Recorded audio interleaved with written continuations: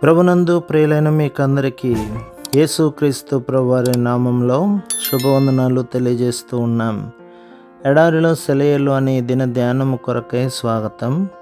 మే 24. దేవుడు అబ్రహాముతో చెప్పిన నిర్ణయ కాలంలో శారా గర్భవతి అయి అతని ముసలితనమందు అతనికి కుమారుని కనెను. ఆదికాండం 21:2. యెహోవా ఆలోచన సదాకాలం నిలుచును, ఆయన సంకల్పములు తరతరములకు ఉండును.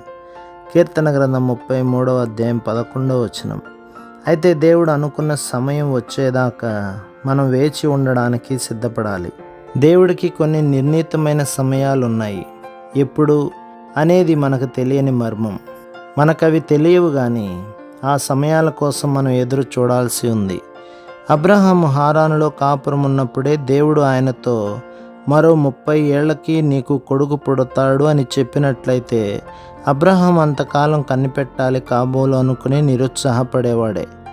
కానీ దేవుడు తన ప్రేమ కొద్దీ ఆ సంవత్సరాల తరబడి కనిపెట్టడాన్ని అబ్రహాముకి లేకుండా చేసి ఆ వాగ్దానం నెరవేరడానికి ఇంకా కేవలం నెలల గడువు ఉందనగా అబ్రహాంతో చెప్పాడు, ఈ కాలమున నిర్ణయ కాలమందు శారాకు కుమారుడు కలుగును. ఆదికాండం 18:14. నిర్ణయ కాలం ఎట్టకేలకు రానే వచ్చింది. ఆ ఇంట్లో పసివాడు నవ్వులు కేరింతలు వింటూ ఆ ముసలి దంపతులు గత కాలమంతా తాము పడిన తమ మనస్తాపాన్ని మర్చిపోయారు. కళ్ళు కాయలు కాసేలా కనిపెట్టే క్రైస్తవుడా, నిరుత్సాహపడకు. నువ్వు ఎవరి కోసమైతే కనిపెట్టుతున్నావో ఆయన నిరాశపరిచేవాడు కాడు. తాను నియమించిన సమయానికి 5 నిమిషాలు కూడా ఆలస్యం చేయడు. శీఘ్రంగానే నీ విచారం ఉత్సాహంగా మారుతుంది. దేవుడు నిన్ను ఆనందంలో ముంచెత్తినప్పుడు ఎంత దీవెనకరమైన స్థితి అది.